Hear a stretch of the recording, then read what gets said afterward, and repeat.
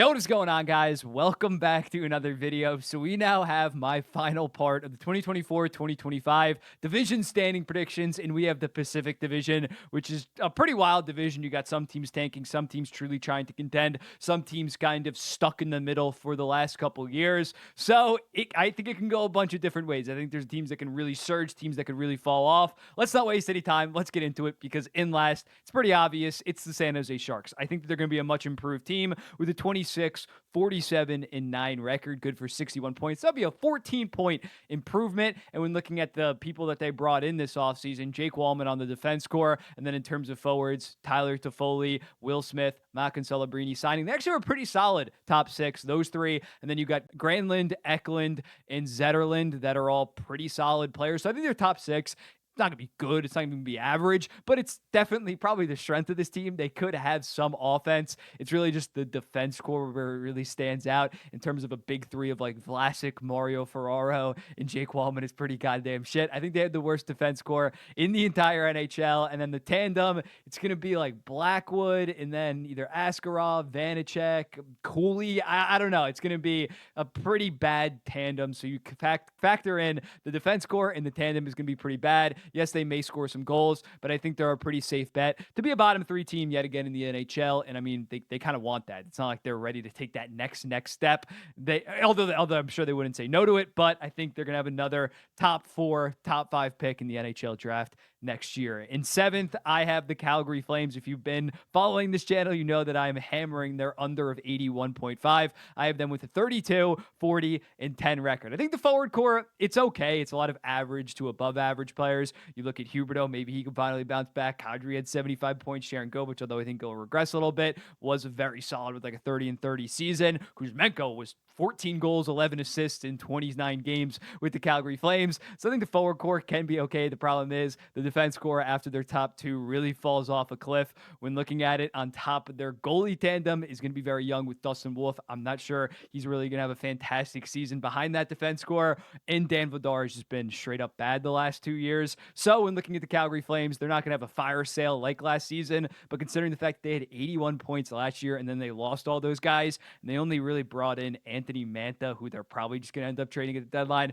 probably going to find a suitor for Andrei Kuzmenko, unless Connor Zary, Matt Coronado, Kevin Ball just really break out of nowhere. I think this is probably going to be a bottom 8 team in the entire NHL. And as a result, I have them at 74 points. In sixth, I'm decently high on the Anaheim Ducks. I cannot lie. I'm hammering on the flip side of that. I'm hammering their 72.5 point over. I have them at 36, 37, and 9. Good for 81 points. Not saying they're going to be like final week of the season battling for a wild card spot, but I think they're going to take a massive step. Yes, they only had 59 points last year, but I think context is really needed with that. They had apocalyptically bad injuries. When looking at Radko Gudas, he missed 16 games. Killorn missed 19. Mitnyakov missed 19. Carlson, 27. And Trevor Zegras, 51. And when you look at internal growth, they might have some of the best internal growth next season. Looking at Carlson, McTavish, Minchikov, Tristan, just young guys like Zellweger, Luneau, and Gauthier coming up next season.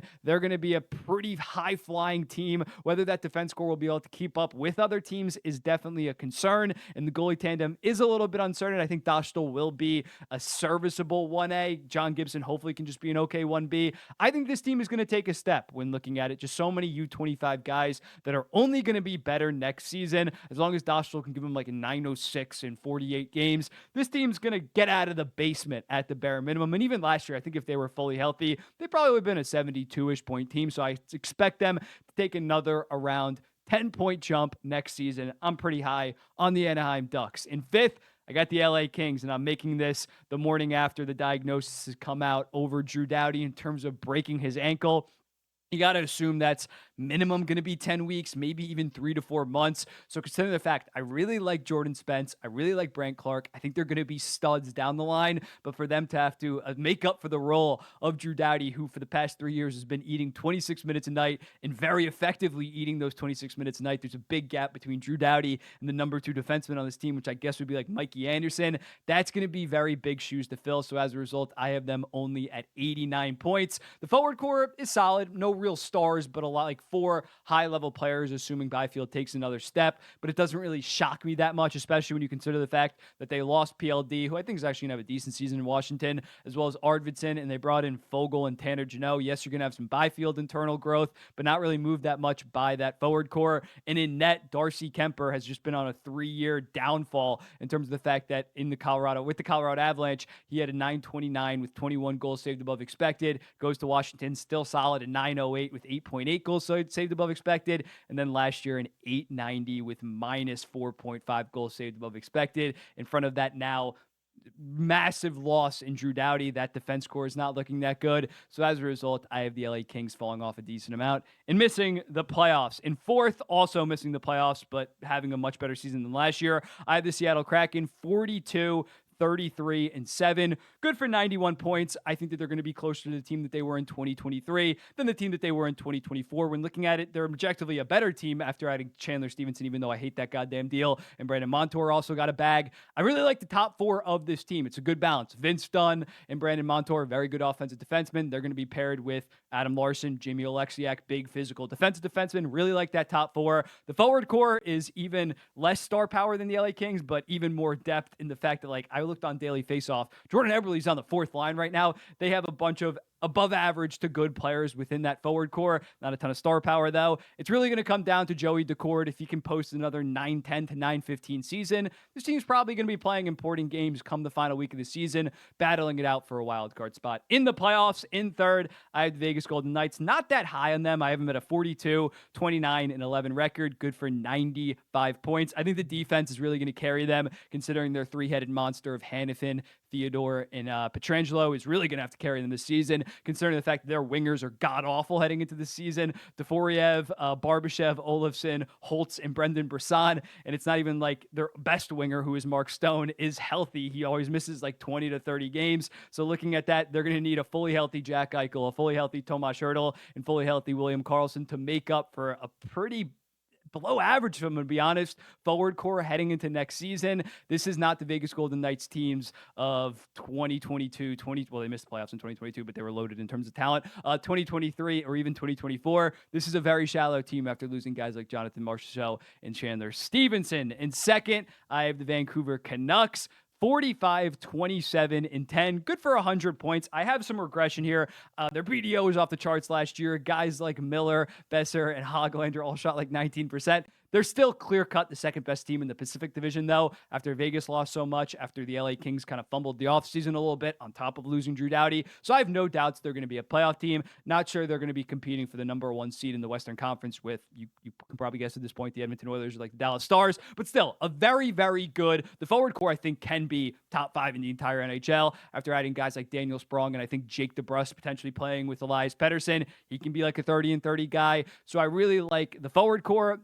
I'm a little bit scared why I have them at 100 is kind of because Thatcher Demko's a question mark with his goddamn knees. Is he going to be fully healthy? I have absolutely no clue. Doctors say that there's like no surgery for his injury. He just has to learn to play through it. So that's a little bit scary. So if I knew I was getting a fully healthy Thatcher Demko, and thankfully they did sign Kevin Lankinen, so they have a guy that can be the 1A to Silov's 1B if Demko goes down. But if I knew Demko was fully healthy, probably 104, 105 point team. There's just a little bit of uncertainty with that, but I'm pretty confident that the Vancouver Canucks are gonna be in the playoffs, especially given the Pacific Division. That 4th or 5th best team doesn't really scare me that much compared to like a Central Division where I think there's 5 and maybe even 6 teams with Utah that are pretty goddamn good, which means in first, I got the Edmonton Oilers, 53-21-8. Good for 114 points. When looking at them last year after a 2-9-1 start, they still finished with 104 points. They were chugging at a 116-point pace under Chris Knobloch. I expect more of the same. As long as Stuart Skinner doesn't have like a disastrous 2 to 3 weeks, this team is probably finishing above 110 points after adding to an already arguably the best forward core, definitely the best top 6 in the NHL. You add in Jeff Skinner, you add in Victor Arvidsson, you re-sign Adam Henrique, who I think was a very underrated re-signing. When looking at him, he was like 55 point pace last year. So when looking at this, getting Cody Ceci out, I think Ty Emberson can be an upgrade there. This team is going to be really goddamn good in the regular season, and they have a shit ton of pressure on them, considering the fact it's the last year of Draisaitl making $8.5 million and Evan Bouchard making $3.9. So yeah, here's the final. Let me know in the comments. What do you think about this? Edmonton Oilers are my President's Trophy pick. If you've watched the other 3 parts, I think that's kind of a basic pick. I don't really think I'm going out on a limb there, considering how good they were at the final 70 games of the season. Vancouver Canucks, just some natural regression. Maybe they have some more points if Demko stays healthy. Vegas, they don't even have their 2025 or 2026 first-round picks, so it's not even they're going to be ultra aggressive at the deadline to fix their clear offensive talent problem right now, or just lack of depth. So I'm a little bit lower on them. Kraken over Kings might be a little bit controversial, but again, after Doughty's injury, I don't think it's too controversial. Ducks, pretty high on them. I'm buying Duck stock this season, selling all the Flame stock as they enter their rebuild. And then the San Jose Sharks, still probably clearly the worst team in their division in the Western Conference. I think only Columbus is really going to rival them as the worst team in the entire NHL. Yeah, let me know in the comments. What do you think? I'm going to be doing my Stanley Cup bracket based on these predictions probably tomorrow or on Sunday. Yeah, see ya in the next one.